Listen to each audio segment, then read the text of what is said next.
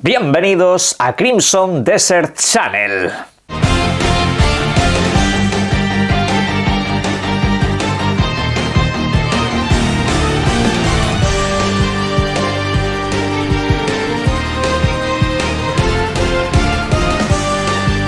Buenas.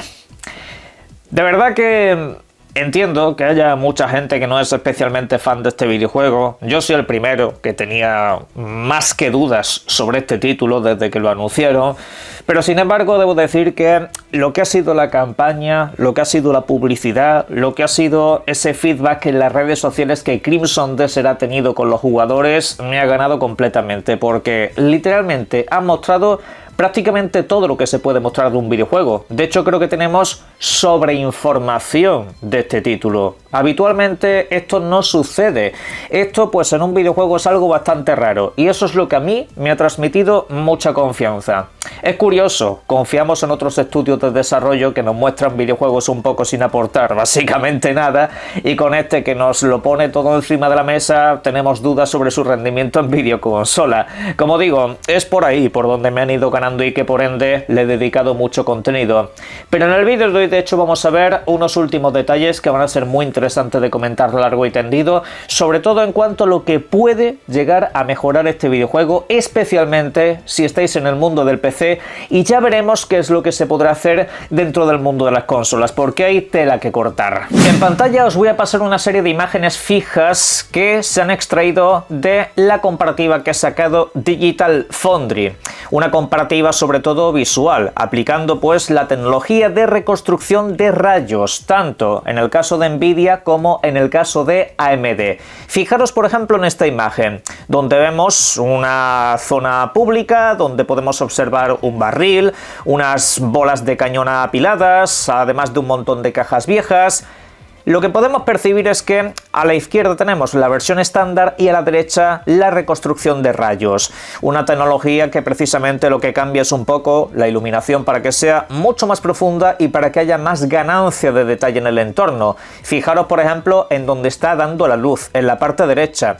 En la versión estándar no se percibe detalle. En la versión con lo que es la reconstrucción de rayos percibimos esa rugosidad, al igual que las texturas de las cajas y otros elementos. Pero mirad por ejemplo este interior, porque los interiores aquí van a ser un espectáculo muy grande. Fuera de lo que son esos grandes paisajes, esto va a destacar mucho. Fijaros que en la versión estándar ya de por sí se ve bastante bien, sí que es cierto que hay como un poco de borrosidad en pantalla, como una especie de efecto granulado que puede afear un poco la imagen. Si miráis la parte derecha, si miráis la reconstrucción de rayos de Nvidia, por ejemplo, veis que hay una incisión de luz que viene pues de una puerta abierta, de las ventanas traseras, y es como que todo tiene mucha más nitidez, es como una imagen mucho más limpia. Veis el mármol, veis la piedra, veis básicamente todo lo que hay en pantalla, se ganan incluso reflejos en el suelo, lo que es el altar que tenemos justo delante en esa iglesia, vemos cómo llega una luz exterior que refleja en ella, y bueno, pues le da una dosis de realismo que cabe decir ya tienes si lo ves en una versión estándar, pero con esto gana un montón. Paso otra imagen más de interiores. Por ejemplo, aquí tenemos esta escena, una habitación interior donde podemos observar un escritorio, también unas estanterías de fondo, y sobre todo fijaros en el suelo, fijaros en la parte derecha abajo del todo. Vemos que en la versión estándar hay como un poco de arena, desgaste del suelo y un par de piedras. Si veis la reconstrucción de rayos, no solamente es que tenga esos elementos, sino que además el suelo se ve mucho más nítido, la arenilla que hay impregnada en él precisamente pues se ve como un poco más densa, y también hay pues como más elementos. Sí, efectivamente, genera también algunas piezas adicionales, piedras, palos de madera que han caído ahí en ese lado, y pues fijaros lo que puede llegar a ganar en el resto de elementos, como por ejemplo la mesa, que gana un nivel de detalle muy espectacular, aparte de que la iluminación global se hace pues mucho más realista y da pues una imagen infinitamente más agradable. Claro, y aquí seguramente muchos me hagan la pregunta, ¿estos resultados de alguna manera se van a poder conseguir en videoconsola con este o con otros videojuegos? A ver, podrás conseguir resultados aproximados en determinados detalles, pero en líneas globales no. En líneas globales estos resultados es prácticamente imposible que los consigas en una videoconsola de a día de hoy.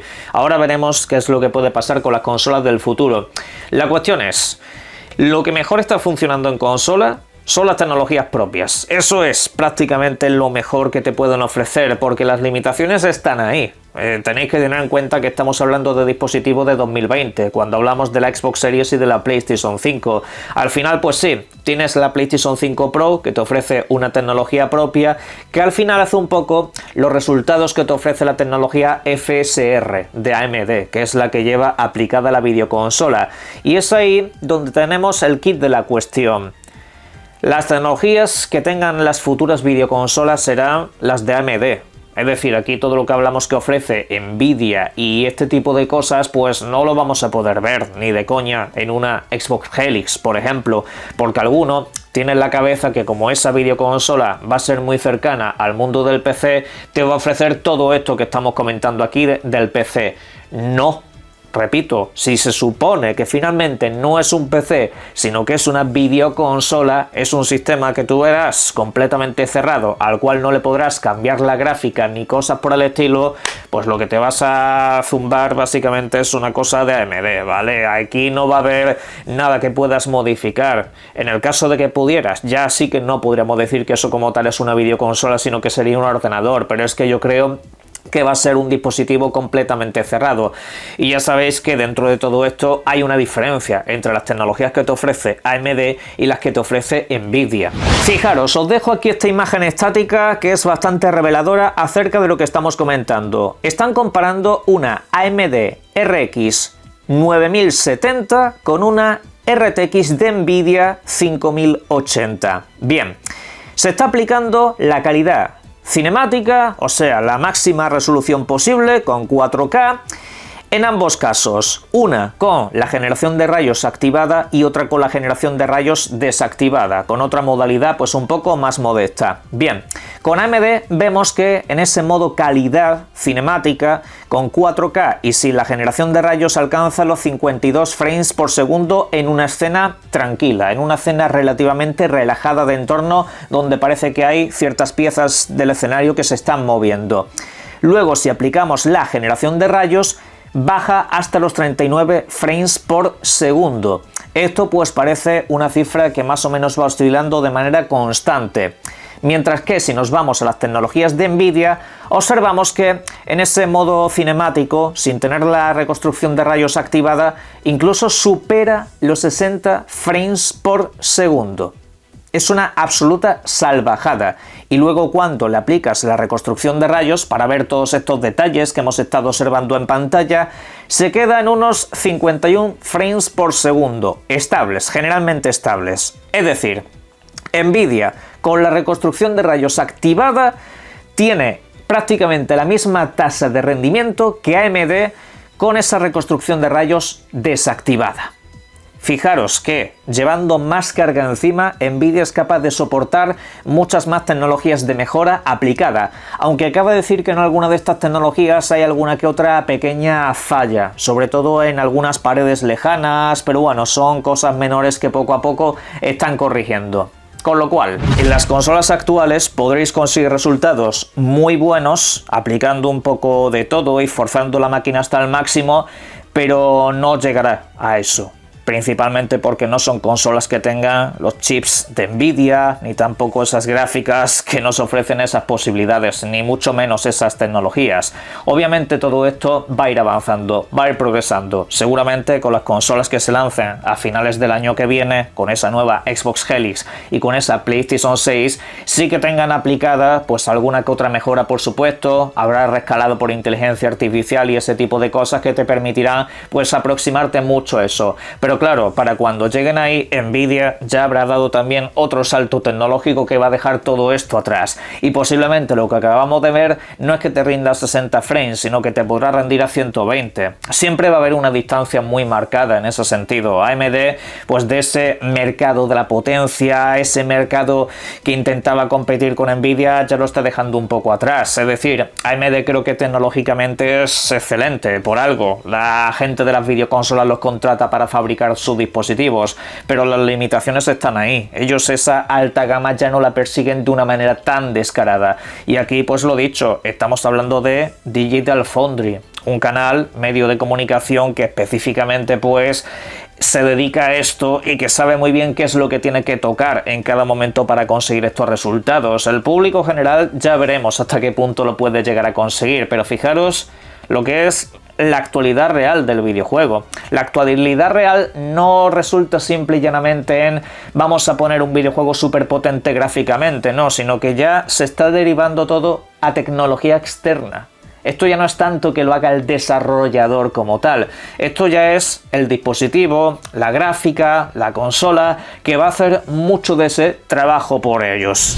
Os voy a poner un ejemplo más alternando estas imágenes que estáis viendo en pantalla. Fijaros que en una vemos el modo normal, el modo estándar, como se vería el videojuego pues en prácticamente todos los monitores o televisiones, y luego pues va alternando con la reconstrucción de rayos de la que estamos hablando, en este caso la de Nvidia. Fijaros que no solamente es que se vea con mucha más nitidez, sino que hay ganancia de detalles adicionales. Si veis ese camino de piedras, veis que en la versión estándar se ve como prácticamente liso. Sin embargo, cuando pasa a la reconstrucción de rayos, veis que aparecen un montón de piedras, aparecen como con cierto relieve y como que todo tiene algo más de suciedad, se vuelve todo como un poco más realista. Es aquí donde está el futuro de los videojuegos, en esta clase de tecnologías. Y por ende también os digo, no demonicen ustedes tanto a la inteligencia artificial, ni se asusten tanto porque vengan las próximas videoconsolas, porque al final estos son los resultados. Y por eso a mucha gente últimamente le digo que no se obsesionen tanto con que si la próxima Xbox va a ser 5 veces más potente que la actual, o si la PlayStation 6 va a ser pues un poquito menos potente que esa nueva Xbox, etcétera, etcétera. Porque al final la potencia bruta, yo creo que algo que nos ha demostrado esta generación es que no sirve de nada si no aplicas esas tecnologías variables, si no aplicas pues todos esos recursos que hagan que esa potencia sea efectiva. Y ya hemos visto que nos hemos pasado una generación prácticamente al completo eligiendo si queremos modo calidad o modo rendimiento. Y saben ustedes que en gran parte de los videojuegos los sacrificios son demasiado notables. Es decir, el modo calidad se puede ver muy bien, pero el rendimiento cae una barbaridad. Pasa sobre todo en juegos japoneses. Y a la inversa, pues a veces cuando pones el modo rendimiento te encuentras que la imagen se vuelve borrosa en algunos videojuegos. Y así durante 6 años que llevamos de generación. Pues esto, por eso cuando Microsoft os dice, oye, que la próxima consola va a tener mucho uso de inteligencia artificial, no se asusten ustedes. La máquina no va a empezar a hablar con ustedes y les va a hacer la comida o puede que les secuestre en su propia casa. No, lo que va a hacer son este tipo de cosas. Estas cosas molan. Si es que estas cosas al final lo que hacen es desahogar esos dispositivos. Al final todo es aplicar bien unas tecnologías. Podrás incluso dentro de no muchos años ver como algunos dispositivos que tienen un estándar de precio relativamente similar te ofrecen una mejor calidad en uno que en otro, porque al final lo que te van a cobrar es la tecnología, y esa tecnología según se aplique pues harán que un producto luzca mejor que el otro. Pero bueno, cabe decir que estos son muchísimos tecnicismos que la mayoría de la gente ni siquiera va a poder apreciar, y Crimson Desert es una buena prueba de ello. La verdad que es un videojuego que se presta mucho a este tipo de cosas por esa variedad de entornos que te ofrece en todo momento. Pero hay otra cosa que tenéis que tener en cuenta. Esto al final también depende mucho de los desarrolladores de videojuegos, porque al final sí, tú puedes aplicar un montón de tecnologías chulas, pero si el desarrollador no hace un buen trabajo, no hay una buena base. Todo esto que acabamos de comentar, todo esto que acabáis de ver en imágenes, precisamente es posible porque Crimson Desert tiene un diseño de arte muy bueno y tiene también una muy buena calidad de base. A partir de ahí, estas tecnologías les es muy fácil trabajar. Pueden hacer básicamente de todo, pueden apreciar mejor esas texturas, pueden apreciar un poco mejor lo que es el entorno, aprovechar un poco esa iluminación que han creado ellos desde cero con su motor gráfico. Esto es al final lo que lo va a mover absolutamente todo, como siempre. Tener un buen trabajo de base es la clave de absolutamente todo, porque al final otra cosa que hemos podido apreciar a esta generación precisamente es que los desarrollos propios, utilizando motores gráficos propios y no los Unreal Engine de turno, han conseguido resultados de rendimiento muy espectaculares. Generalmente estos motores que son tan populares y que suenan tanto en todas partes y te dicen, oye, mira qué buenos gráficos tienen, son los que más problemas han acabado dando. Principalmente porque al final son unas herramientas como muy estandarizadas y no profundizan realmente en los dispositivos. Al final todo eso lo van a acabar solucionando con este tipo de cosas, con inteligencias artificiales, con tecnologías de rescalado, trazado de rayos y todo este tipo de cosas. Pero eso, repito, no sirve de nada si no se hace un trabajo de base exquisito. Y cabe decir que Crimson Desert, cada vez que nos lo han ido mostrando, es que es un videojuego que se presta mucho a estas cosas, ya que maneja entornos aéreos, manejas entornos urbanos, entornos de campo, entornos naturales de agua. Tiene básicamente de todo el videojuego y eso creo que es una de las cosas que lo ha hecho más atractivo. Y a modo de prevención, que os conozco, esto no es un vídeo donde venga a deciros básicamente que mira qué bien el PC y qué mal las videoconsolas. El vídeo no va de eso. Y recalco lo que digo siempre, yo soy usuario de consolas. Para mí, en primer lugar están las 3 videoconsolas principales que existen y luego el PC. Así incluso lo ordeno cuando pongo los logotipos de los videojuegos y tal, porque es básicamente el orden en el que yo jugaría videojuegos. Es así y ya está. Aquí simplemente estamos hablando de tecnología, avance en los videojuegos y de cómo estos pueden mejorar, utilizando Crimson Desert de base. A partir de aquí ya, pues que cada uno saque sus conclusiones y también sus expectativas. Porque obviamente, si tú te compras una videoconsola, no esperes el resultado de un PC de gama alta. Y también tenemos que hablar de eso, PC de gama alta. Estamos hablando aquí de gráficas de última generación. Claro, si nos fuéramos a gráficas de hace varios años, de cuando salieron la PlayStation 5 y la Xbox, pues aquí ya veríais que los resultados no son tan poderosos. Aún y así, habría diferencias marcadas, pero dependería de otros muchos componentes. En fin, espero que esto os haya molado y espero que también os haya captado un poco más lo que puede llegar a ofrecer este videojuego, porque al final la base artística es excelente y luego pues todo lo que puedas aplicar solo puede llevarlo a mejor a día de hoy. Luego pues ya veremos qué tal el videojuego en otros aspectos y características. Hay alguno que ya me está llamando fanboy de Crimson Desert y a ver, simplemente te estoy trasladando que es un videojuego que me entusiasma por estos detalles y veo que la gente también está entusiasmada. Si el videojuego luego sale un ñordo, pues lo voy a comentar por aquí. Yo ya sabéis que no me corto incluso cuando me mandan códigos. Si os dije hace poco que un videojuego que me mandaron estaba roto, yo con eso no tengo problema. Pues imaginaros con este que me lo he comprado en físico y que seguramente también lo hagan digital. Pero bueno, en la caja de comentarios vuestras opiniones y disfruten mucho de los videojuegos. Un saludo.